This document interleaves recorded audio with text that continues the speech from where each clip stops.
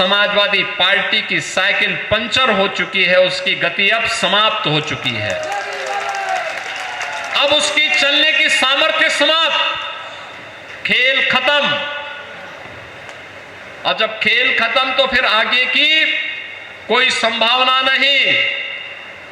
संभावना नहीं तो आगे के बारे में स्वयं सोच रहे होंगे कि कुछ नहीं तो राम नाम का ही सहारा सही। अखिलेश जी, आप की सरकार ने तो इन राम भक्तों पर गोलियां चलाई थी। आज की अयोध्या फिर से त्रेता युग का स्मरण करा रही है। अब बारी है बांके बिहारी की, कृष्ण कन्हैया की। नहीं तो इस साइकिल तो दंगा का प्रतीक है, कर्फ्यू का प्रतीक है, लूटपाट का प्रतीक है। आप देखो कहीं भी जहां इनको मौका मिला था, इन्होंने अराजकता के सिवाय, उपद्रव के सिवाय कुछ नहीं दिया।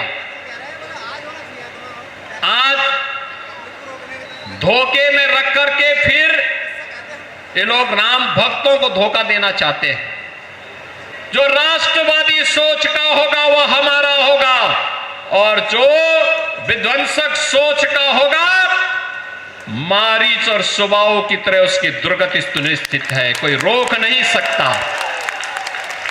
17 के पहले कहां तत्कालीन मुख्यमंत्री के पास इतनी फुर्सत थी? वे बड़े घर में पैदा हुए थे।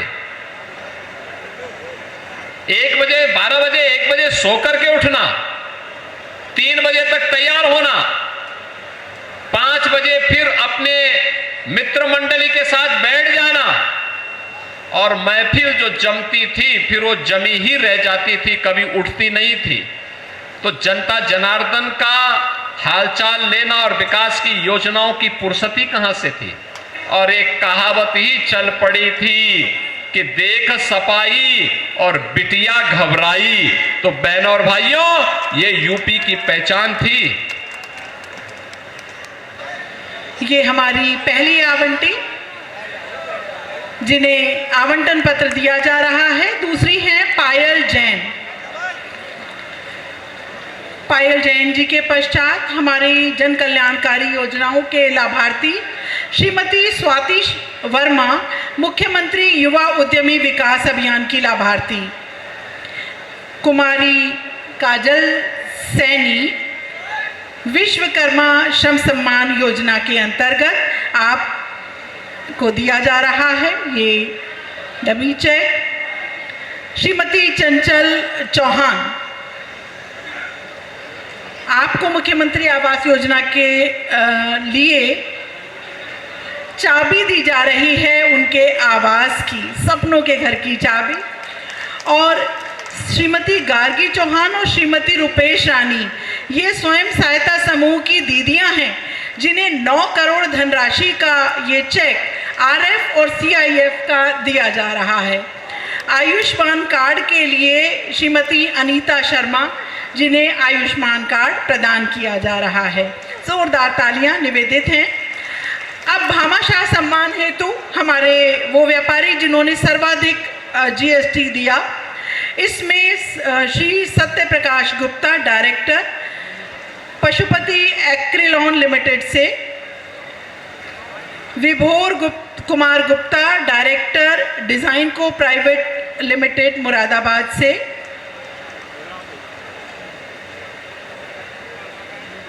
अमित कुमार गोयल, मैनेजिंग डायरेक्टर आकांक्षा ऑटोमोबाइल प्राइवेट लिमिटेड से,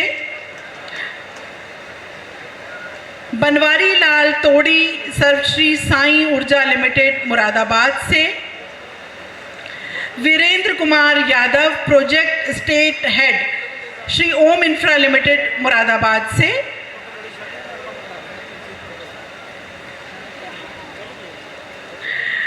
Amit Wadhwa ji, partner Metlex trading company Moradabad से,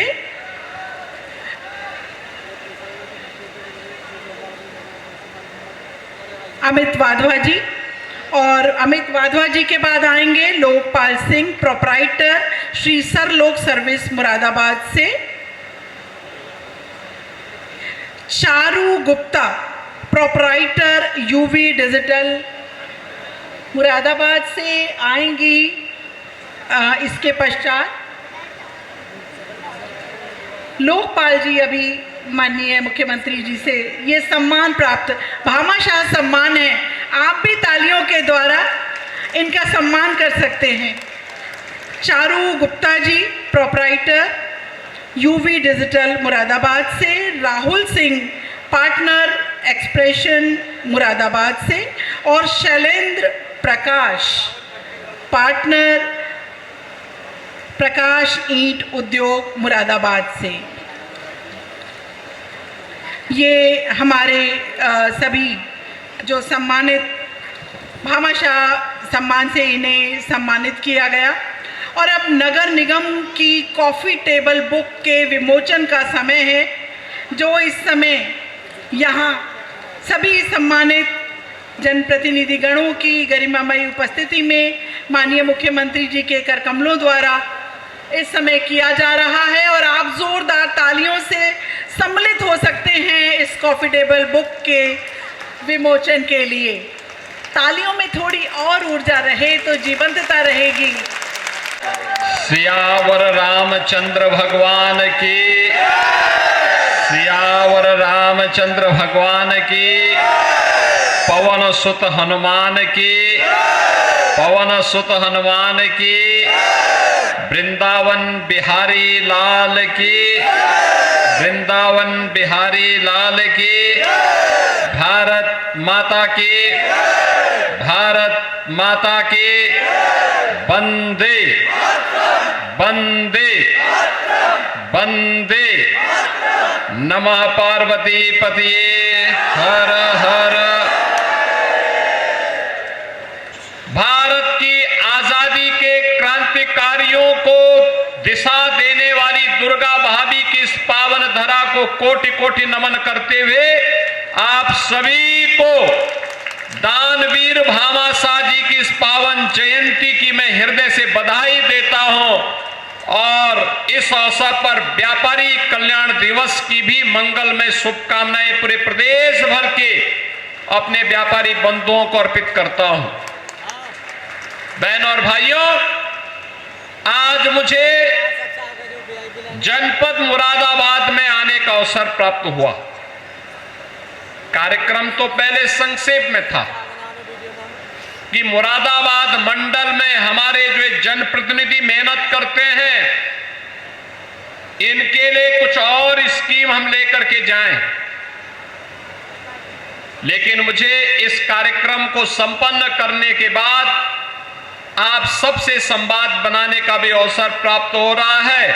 और इसी बहाने सैकड़ों करोड़ रुपए की जो परियोजनाएं थी उनका लोकार्पण और शिलान्यास का भी सौभाग्य प्राप्त हो रहा है।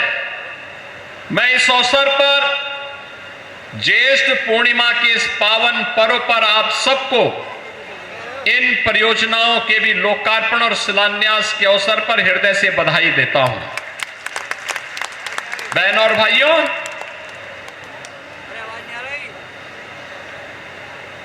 हमारी स्वयं की संपत्ति और हमारा वैभव राष्ट्र की सुरक्षा में कैसे सहायक हो सकता है, दानवीर भामाशाह का प्रेरणादायी व्यक्तित्व उसका उदाहरण है।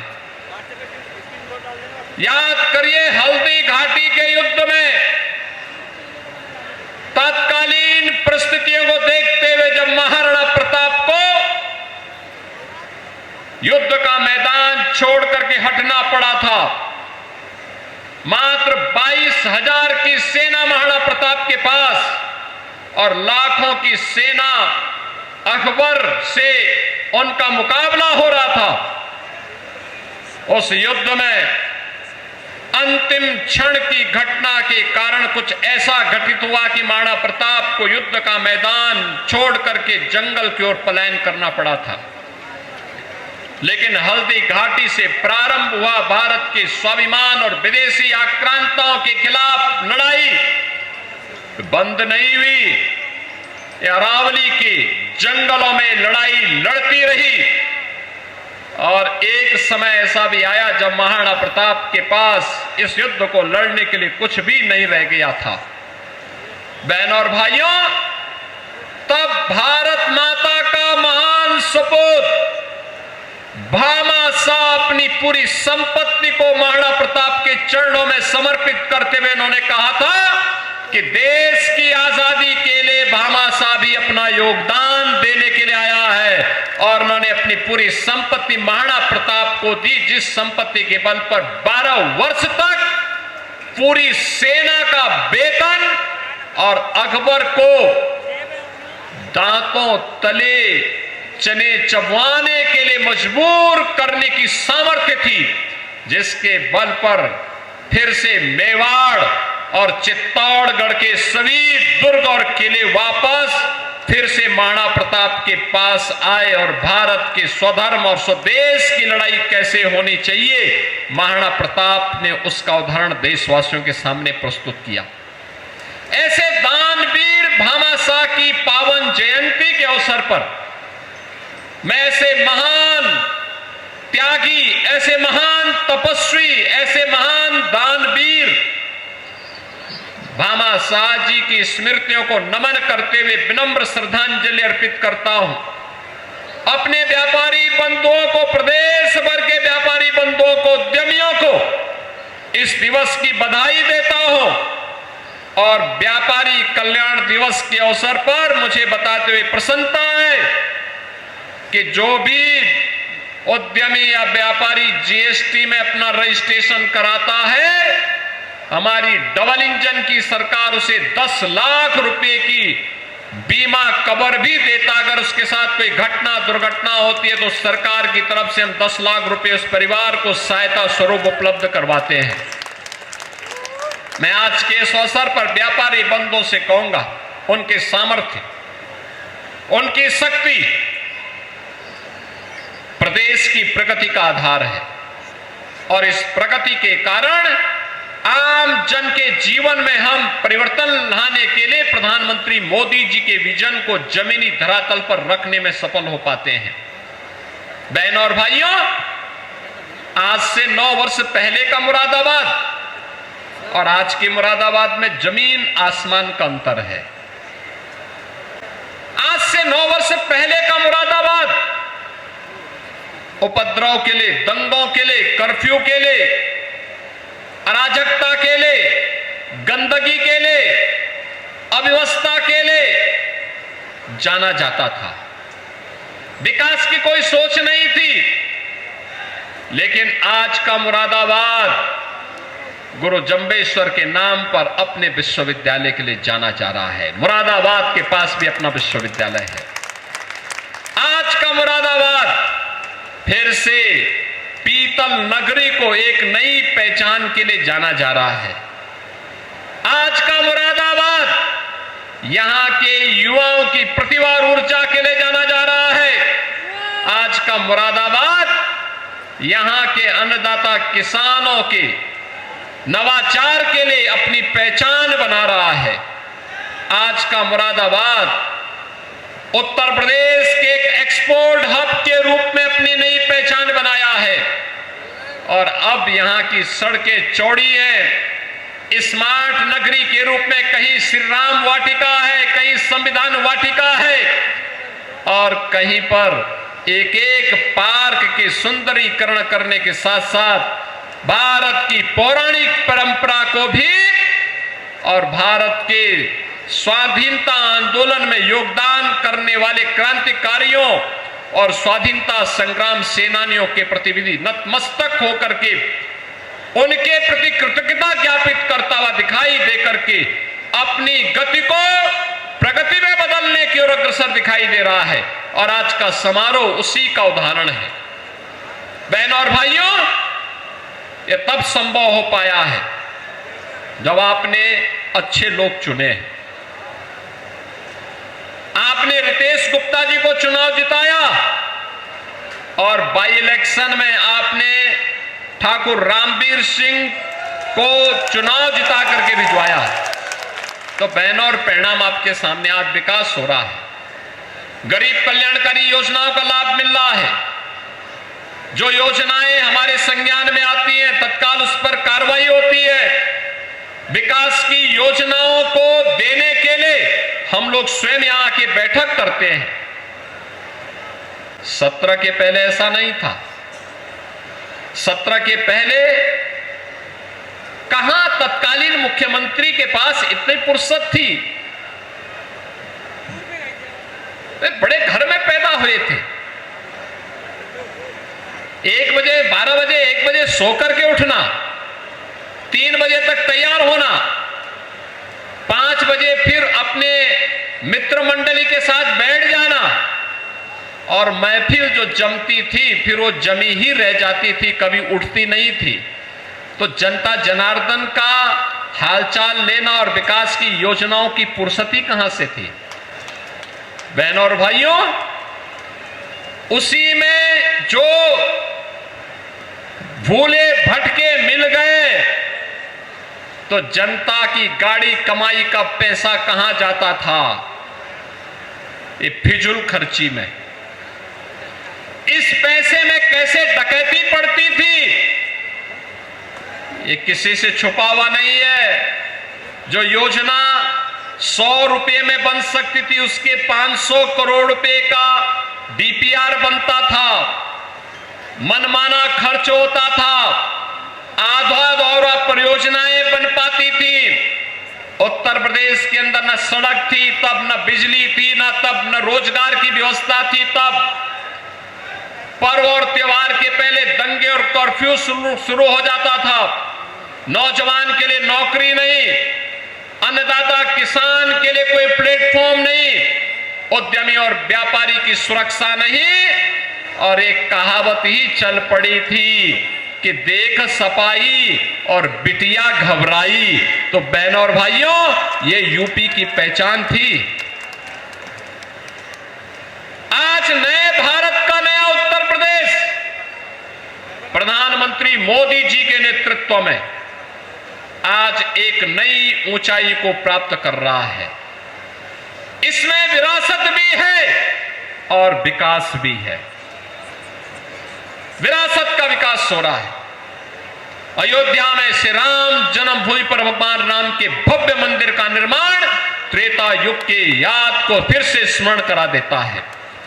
काशी में काशी विश्वनाथ धाम, मथुरा वृंदावन का विकास, नैनी सारण्य का विकास, सुख तीर्थ और विदुर कुटी का विकास, और आज मेरे सामने प्रस्ताव दिया है हमारे मंत्री चौधरी भूपेंद्र सिंह जी ने भी कहा, गुरु जंबेश्वर जी का पुराना मंदिर है, उसके कॉरिडोर के विकास के साथ ही गुरु जंबेश्वर के नाम पर विश्वविद्यालय की स्थापना का कार्य। आप देखो ना, ये सभी कार्य उसी भाव के साथ चल रहे हैं। और जो प्रेरणा प्रधानमंत्री मोदी जी ने दी, आज यहां नगर निगम ने उसको अक्षरशः उतारा है श्री राम वाटिका के नाम पर, भगवान राम की भव्य प्रतिमा के साथ। संविधान वाटिका बाबा साहब डॉक्टर भीमराव अंबेडकर की, उनके व्यक्तित्व और कृतित्व के अनुरूप संविधान सभा के उन सभी महानुभावों को, विभूतियों को वहां पर रख करके वर्तमान पीढ़ी को कुछ जानने सीखने का अवसर देना। हनुमान वाटिका में जाइए, हनुमान चालीसा में मग्न हो जाएंगे। यही तो है विरासत के प्रति सम्मान। और जो पीढ़ी अपना विरासत का सम्मान करती है वही प्रगति करती है, वही प्रगति करती है। जो अपमानित करती है अपनी विरासत को, वह दुर्गति को प्राप्त की करती है। और 17 के पहले वही दुर्गति थी। उत्तर प्रदेश बीमारू था, नौजवान के सामने पहचान का संकट था, बेटी और व्यापारी असुरक्षित थे, किसान आत्महत्या करने के लिए मजबूर थे, विकास के नाम पर लूट थी या कार्य ठप पड़े हुए थे, शासन की कोई विजन नहीं था, बहनों और भाइयों, पिछले 9 वर्ष में हम लोगों ने 9 लाख से अधिक नौजवानों को सरकारी नौकरी दी है। उत्तर प्रदेश के अंदर सूक्ष्म लघु मध्यम उद्यम विभाग को एक जीवन दिया है। 96 लाख एमएसएमई यूनिट आज के दिन पर यूपी के अंदर कार्य कर रहे हैं। 3.25 करोड़ नौजवान इन यूनिट में काम कर रहे हैं। कृषि के बाद सर्वाधिक रोजगार देने वाला कोई क्षेत्र है तो वह सूक्ष्म लघु मध्यम उद्यम विभाग है, एमएसएमई यूनिट है। सुरक्षा का बेहतरीन वातावरण बना तो बहनों और भाइयों, आज उसके कारण प्रदेश में निवेश आया, बड़े बड़े निवेश आ रहे हैं, कई उद्योग लग रहे हैं, कई विश्वविद्यालय बन रहे हैं, कई मेडिकल कॉलेज बन रहे हैं, अत्याधुनिक सुविधाएं। और अब तो आप लखनऊ जाएंगे, यहां से आपके लिए पहले से एनएच की सुविधा थी, साथ साथ गंगा एक्सप्रेसवे से अगर आपने प्रयागराज की दूरी तय की तो यात्रा को बड़ा शानदार बना देगा। वर्ल्ड क्लास इंफ्रास्ट्रक्चर के लिए आज का यूपी जाना जा रहा है। देश के अंदर सर्वाधिक एक्सप्रेसवे का प्रदेश, सबसे अधिक एयरपोर्ट का प्रदेश, सबसे ज्यादा इंटरनेशनल एयरपोर्ट का प्रदेश, लॉजिस्टिक के रूप में, हब के रूप में जिस प्रदेश की अपनी पहचान बनी हो, सर्वाधिक रोजगार देने वाले प्रदेश के रूप में और सबसे तेज गति के साथ अपनी अर्थव्यवस्था को आगे बढ़ाने वाले प्रदेश के रूप में अब उत्तर प्रदेश हो गया है। अब बीमारू नहीं है, रेवेन्यू सरप्लस राज्य है और भारत की अर्थव्यवस्था के ग्रोथ इंजन के रूप में आज यूपी जाना जा रहा है। बहनों और भाइयों, ये तब संभव हुआ है जब आपने यहां से अच्छे लोगों को चुनाव जिता करके भेजने के लिए कुछ कार्य किया। रितेश गुप्ता और ठाकुर रामवीर सिंह चुनाव जीते तो आज विकास की योजनाएं आ रही हैं। बहनों और भाइयों, महापौर हमारा जीता तो विकास आ रहा है। जिला पंचायत अध्यक्ष बीजेपी की जीती, विकास आ रहा है। बहनों और भाइयों, काठ में भी और मुरादाबाद देहात में भी अगर डबल इंजन सरकार के चुने गए विधायक होते और सांसद भी डबल इंजन सरकार से जुड़े हुए बीजेपी या सहयोगी दल के होते तो विकास की गति को और तेजी के साथ आगे बढ़ाने में मदद मिलती है। ये सपा बसपा के लोग या कांग्रेस के लोगों का विकास का अपना विजन नहीं है। इनके विकास का मतलब तो इनके परिवार का विकास है। ये लोग अपने परिवार को ही प्रदेश मान लेते हैं और जब हमें कोई पूछता है हम लोग बोलते हैं कि प्रदेश का विकास ही हमारा विकास है। 25 करोड़ लोगों की खुशहाली हमारी खुशहाली है। 25 करोड़ लोगों का विकास ही हमारा विकास है। आज यही कारण है उत्तर प्रदेश तेजी के साथ विकास के पथ पर अग्रसर होकर के एक नए मॉडल को प्रस्तुत कर रहा है। अब उत्तर प्रदेश में दंगे नहीं होते, अब उत्तर प्रदेश में उपद्रव नहीं होते। कुंदरकी के चुनाव में आपने देखा और मैं धन्यवाद दूंगा मुरादाबाद के जनपद वासियों को और कुंदरकी वासियों को खास तौर पर, जिन्होंने तुर्क को परास्त करके साबित कर दिया कि अब बाबर का राज नहीं चलेगा, अब राम राज ही चलेगा। और राम राज के प्रतीक के रूप में आपने अपने प्रतिनिधि के रूप में ठाकुर रामवीर सिंह को चुनाव जिता करके भेजा। ये समाजवादी पार्टी की सोच बाबरी सोच है। ये बाबरी सोच विध्वंसक सोच होती है। ये बाबरी सोच कभी संबल के हरिहर मंदिर के अस्तित्व के साथ खिलवाड़ करती है। ठीक 500 वर्ष पहले संबल के साथ यही त्रासदी घटित हुई थी। अगर तत्कालीन समाज जागरूक होता, संबल में हरिहर मंदिर का कोई बाल बांका नहीं कर पाता। वहां के 67 तीर्थों का कोई बाल बांका नहीं कर पाता। वहां के 19 कूपों पर कोई जबरन कब्जा नहीं कर पाता।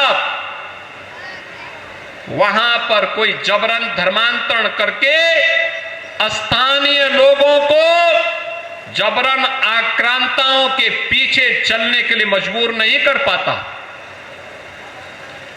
ये जो कांग्रेस और समाजवादी पार्टी की विभाजन करने की नीति है,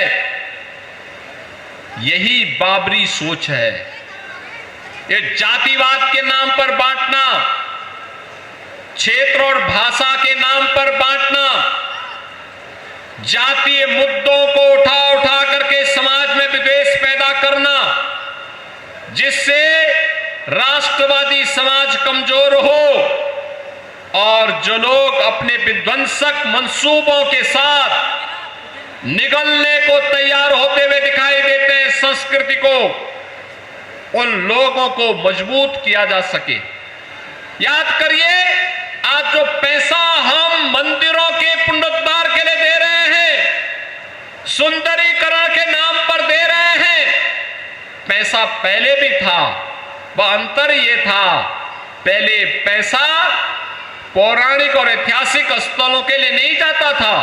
पहले ये पैसा कब्रिस्तान की बाउंड्री के लिए जाता था, अब ये पैसा किसी मंदिर को सुंदर स्वरूप देने के लिए जाता है। अब ये पैसा रामायण वाटिका में खर्च होता है। अब ये पैसा संविधान वाटिका बनाने में खर्च होता है।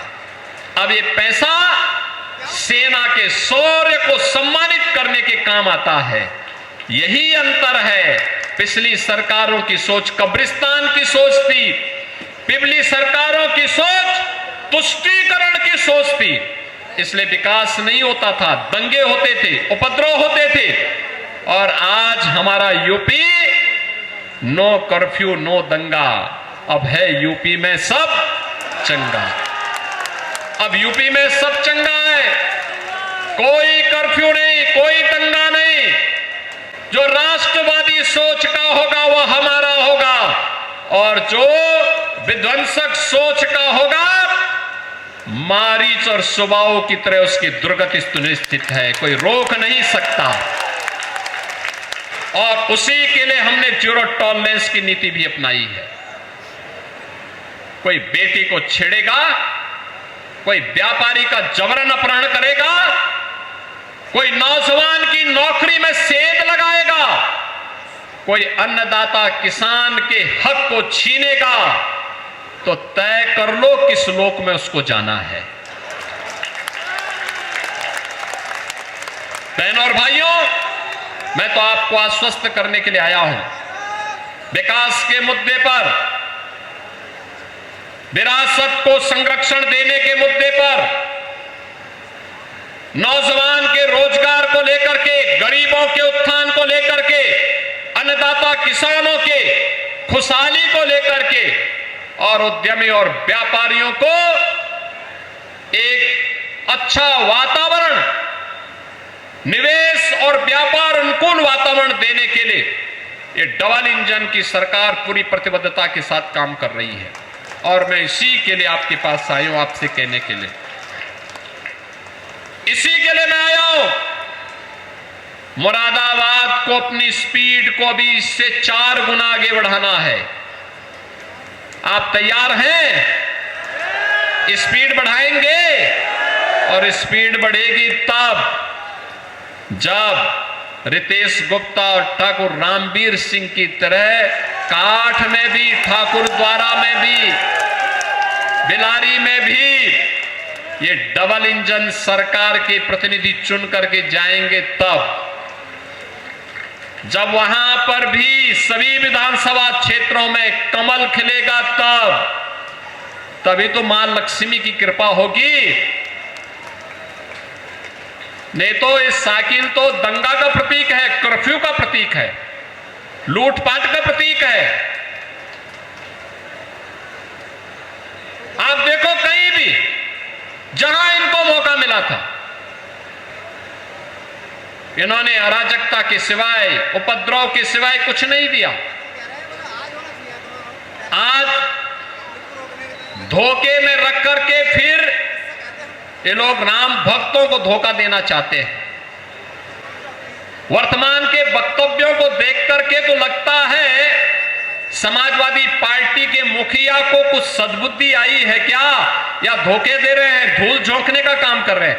कह रहे हैं कि सरकार बन गई तो अयोध्या को चमकाएंगे। अरे अयोध्या को तो डबल इंजन सरकार मोदी जी के नेतृत्व में चमका चुकी है, वहां आपके सहयोग की आवश्यकता नहीं है। लेकिन इस सद्बुद्धि के लिए मैं आपको धन्यवाद भी देता हूं कि आपने अंततः अयोध्या को स्वीकारा है और ये हमारी वैचारिक विजय है।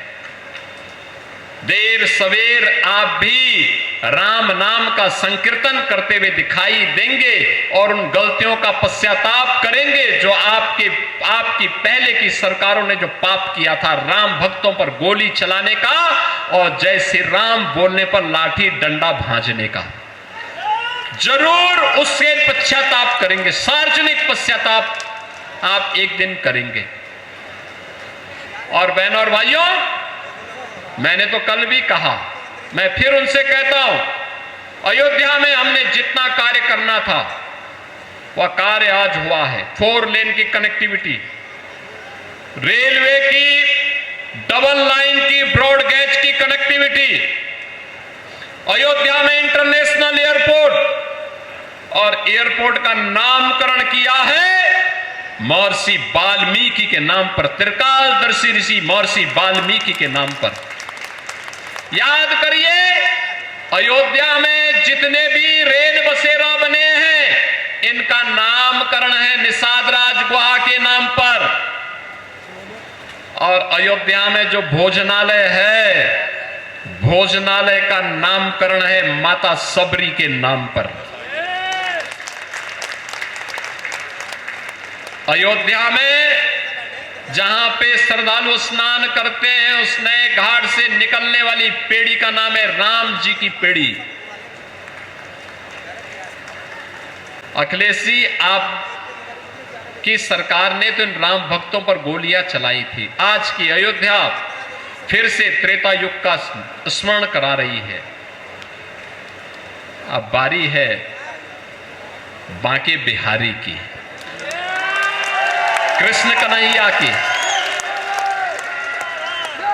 तुष्टीकरण से उभरिए, वोट बैंक से उभरिए, खुल करके बोलिए, मथुरा वृंदावन के बारे में बोलिए, श्री कृष्ण जन्मभूमि के बारे में बोलिए। मथुरा वृंदावन का तो हम कार्य कर लेंगे, श्री कृष्ण जन्मभूमि के बारे में बोलिए, तब हम सच मानेंगे। नहीं तो आपके झूठ सर, ये धूल झोंकने की राजनीतिक चाल पर जनता विश्वास करने वाली नहीं है, क्योंकि जनता को मालूम है कि अब समाजवादी पार्टी की साइकिल पंचर हो चुकी है, उसकी गति अब समाप्त हो चुकी है, अब उसकी चलने की सामर्थ्य समाप्त, खेल खत्म। और जब खेल खत्म तो फिर आगे की कोई संभावना नहीं। संभावना नहीं तो आगे के बारे में स्वयं सोच रहे होंगे कि कुछ नहीं तो राम नाम का ही सहारा सही, और राम नाम का सहारा लेंगे तो इस जन्म में नहीं तो अगले जन्म में ही कल्याण हो जाएगा। बहुत सारे लोग हैं जो अपने कल्याण के लिए कुछ न कुछ करते हैं, और इसलिए बहनों और भाइयों, हम किसी धोखे में न रहे। मुरादाबाद आज जिस पहचान के लिए आगे बढ़ा है, उस पहचान को आगे बढ़ाने के साथ हम कार्य करेंगे। गुरु जंबेश्वर मंदिर में कॉरिडोर के विकास के लिए सरकार कार्य करेगी, और साथ साथ एक श्री राम जन्मभूमि आंदोलन के दौरान श्री राम जन्मभूमि मुक्ति यज्ञ समिति का गठन हुआ था 1983 में।